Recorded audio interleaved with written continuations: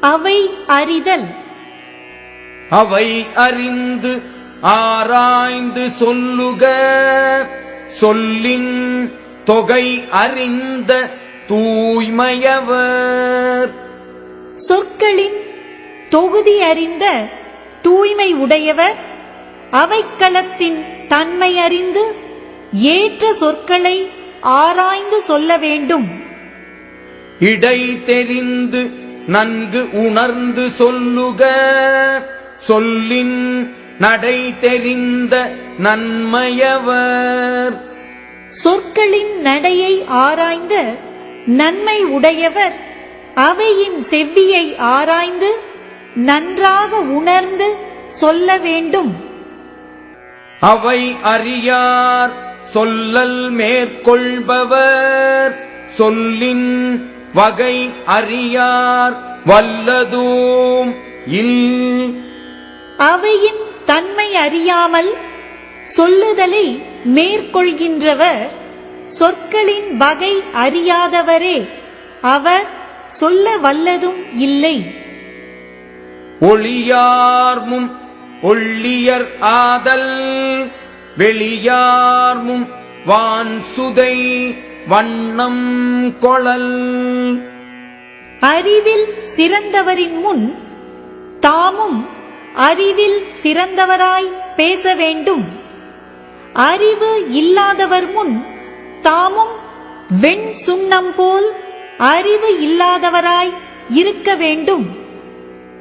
நன்று என்றவற்றுள்ளும் நன்றே. முதுவருள் முந்து கிளவாச்செறிவு.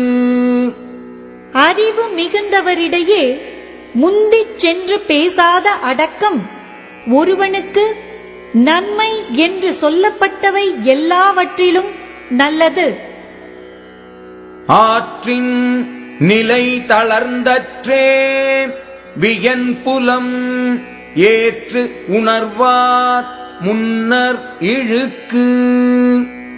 விரிவான அறிவு துறைகளை அறிந்து உணர்கின்றவரின் முன்னே குற்றப்படுதல் ஒழுக்க நெறியிலிருந்து நிலை தளர்ந்து கெடுவதைப் போன்றதாகும்.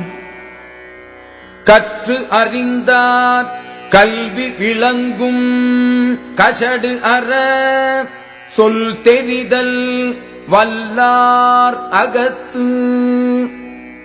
குற்றமற சொற்களை ஆராய்வதில் வல்ல அறிஞரிடத்தில் பல நூல்களையும் கற்றறிந்தவரின் கல்வியானது நன்றாக விளங்கித் தோன்றும்.